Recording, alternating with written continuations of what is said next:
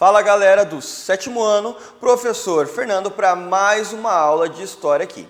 Na aula de hoje nós vamos continuar falando sobre o renascimento cultural, tá? E especificamente também continuaremos a falar sobre a influência das artes no renascimento cultural. Volta aqui comigo então, tá? Na aula anterior nós estávamos falando sobre as principais mudanças que ocorreram nessa transição que a gente tem da Idade Média para a Idade Moderna. Então ali século XV, XVI, tá bom? Olha só, a principal mudança que eu te falei, que é uma característica bem importante, antes da gente relembrar o Renascimento, é a ideia da mudança do pensamento teocêntrico, que coloca Deus no centro do pensamento humano, para o pensamento antropocêntrico. Lembrando lá que o pensamento antropocêntrico coloca então os seres humanos, a humanidade, no centro do pensamento humano. Isso, como eu te falei, vai influenciar em vários aspectos aí da vida humana, principalmente aí nas artes, nas ciências e no estilo de vida das pessoas. Isso porque agora a gente tem um pensamento mais humanista. Como assim? Menos voltado a coisas transcendentais, como a relação da fé, e mais voltado à questão humana mesmo, tá? A questão terrena. Inclusive nas artes religiosas.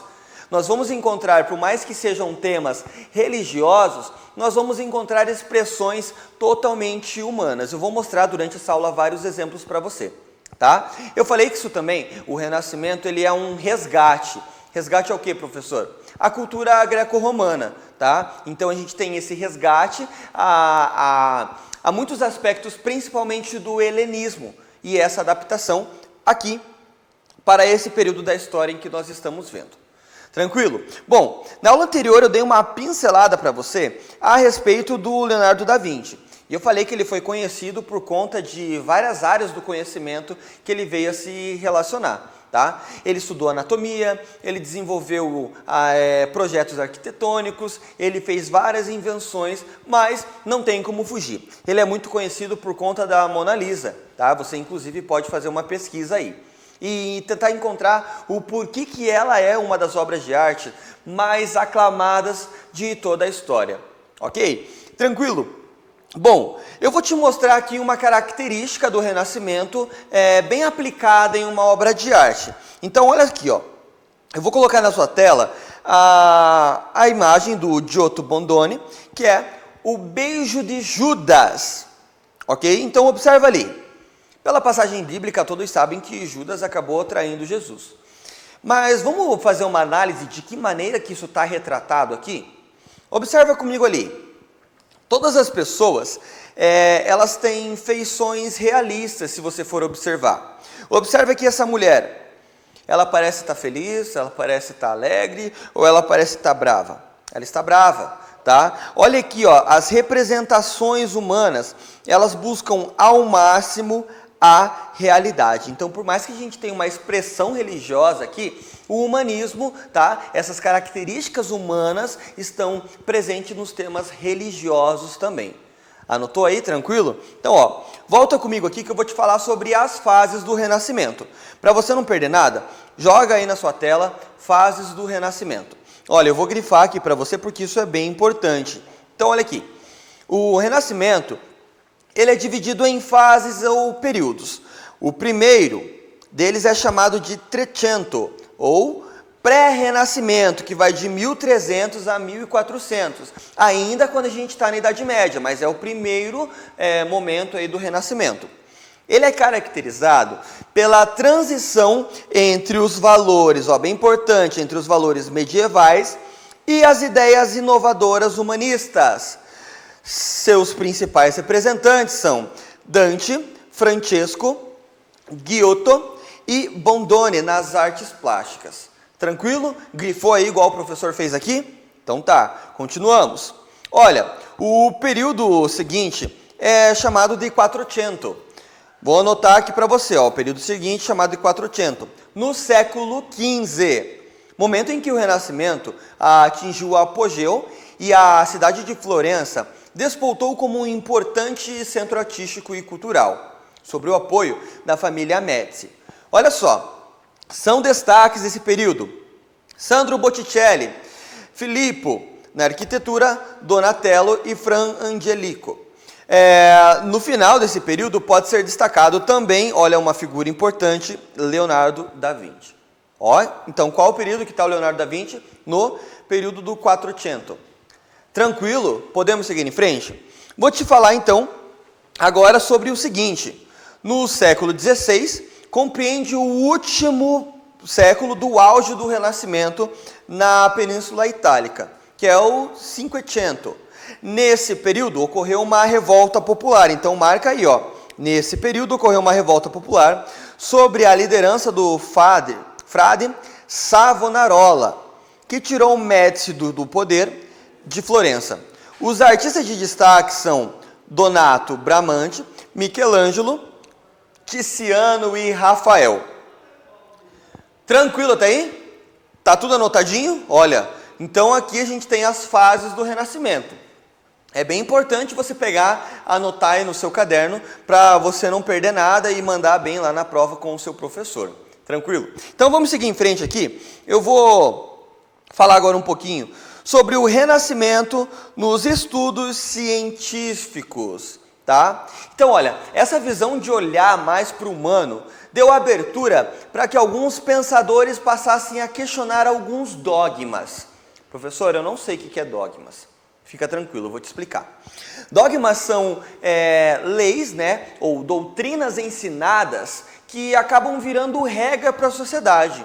Por exemplo, lembra lá quando você estudou filosofia medieval e você viu que, por exemplo, Tomás de Aquino, que foi um grande filósofo ali desse período, ele incorporou vários aspectos da filosofia de Aristóteles, da filosofia aristotélica, no seu pensamento. Lembra disso?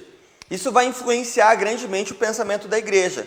E algumas teorias de Aristóteles vão fazer parte do pensamento das pessoas em geral, principalmente nas universidades.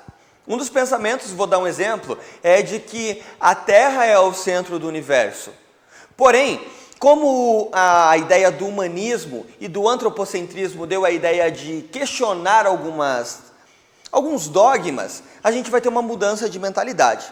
Por exemplo, a gente tem aqui o Copérnico, que ele publicou Da Revolução das Esferas Celestes, a obra que argumentou sobre o sistema heliocêntrico, ou seja, de que o Sol seria o centro do sistema.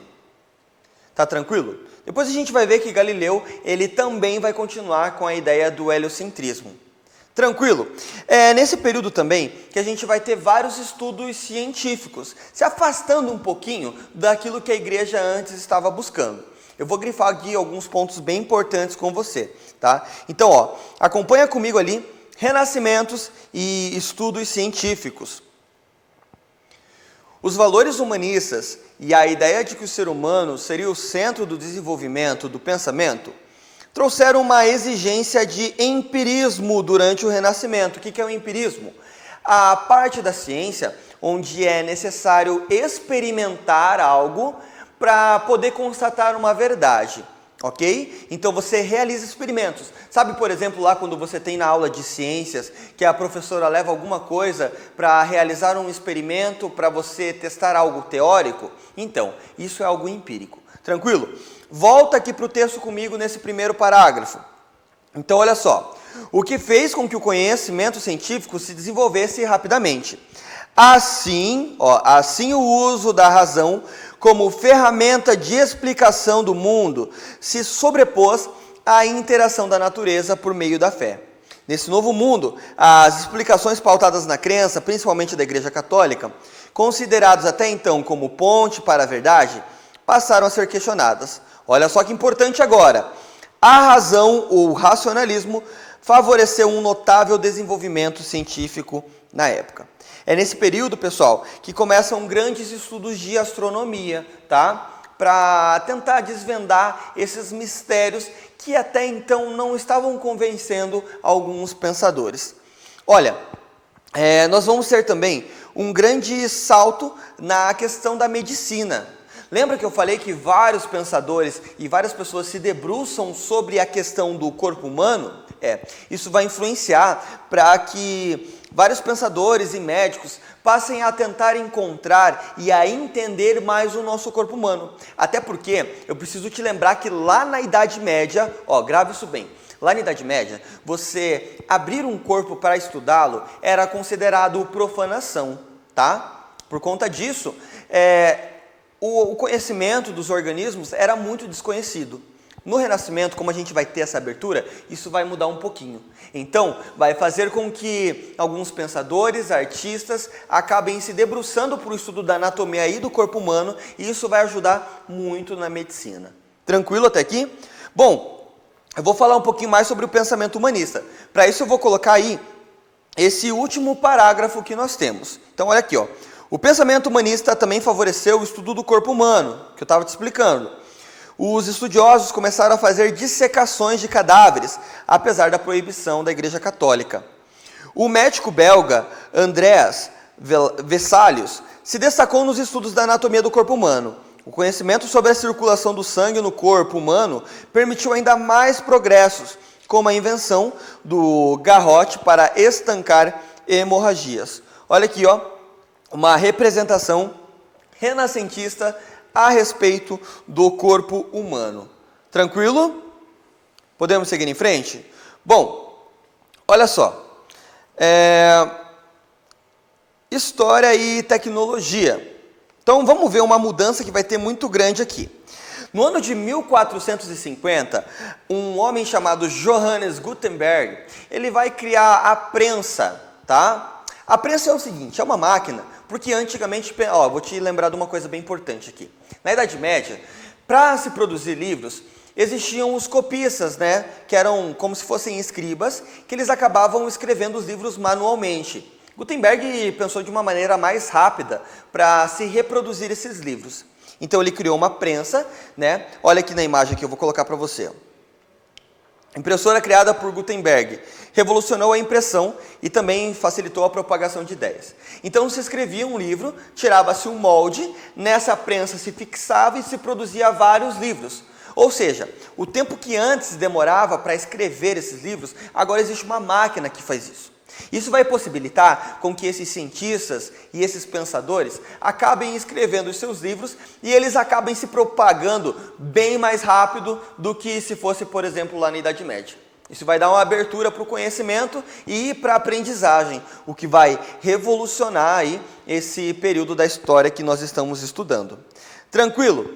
Na literatura nós também vamos ter uma mudança, porque voltando-se ao humanismo, essa questão de se debruçar sobre as questões humanas, e quais são as principais questões humanas? Pensa aí comigo. Paixão, emoção, desilusões. Então é nesse período aí que surgem vários escritores que se debruçam sobre esses romances, que vão direcionar e vão acabar influenciando outros escritos até hoje em dia, até as escritas de hoje em dia. Vou te falar sobre aqui, sobre alguns escritores bem famosos, vou grifar para você. Olha, nós temos o Erasmo de Roterdã. Ele critica a sua sociedade num texto que ele escreveu chamado Elogio da Loucura. Nós vamos também ter outros pensadores e outros escritores, mas eu preciso dar destaque para um, tá? Esse você tem que saber, você precisa aprender sobre isso, ok? Que é o William Shakespeare. Já ouviu falar? Olha, é muito importante você saber sobre ele. O William Shakespeare, ele vai escrever obras bem famosas como o Romeu e Julieta e Hamlet, Macbeth e Rei Lear. Do Hamlet, que tem aquela passagem famosa, onde ele levanta assim uma caveira no teatro e pergunta assim, ser ou não ser, eis a questão. Então veja, as preocupações humanas, as paixões humanas, agora fazem parte da literatura.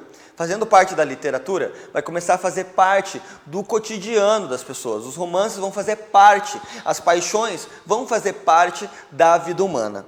Bom, existem vários outros escritores e pensadores e artistas do Renascimento. São muitos e eu não tenho tempo para falar de todos aqui, Eu estou falando dos principais, mas você pode depois realizar uma pesquisa sobre isso, tá bom? Se você se interessar mais sobre o assunto. Bom, deixa eu fechar minha ferramenta aqui que eu já estou fazendo bagunça aqui no meu livro, ok? Então, ó, para finalizarmos então o conteúdo, eu espero que você tenha gostado e aprendido bastante sobre o Renascimento, eu vou passar para você realizar as atividades desse capítulo, que principalmente estão ali na página 184, se você acompanha a gente aí do YouTube, você pode fazer um print dessa tela. A atividade número 1, a número 2 e a atividade número 3, ok? Se você quiser também, você pode preencher o mapa conceitual, tá? Que vai trazer ali vários aspectos do renascimento cultural que eu estou passando aqui para você. Bom, eu espero que você tenha gostado dessa aula. Eu agradeço a sua atenção. Eu sou o professor Fernando Shows. Até a próxima.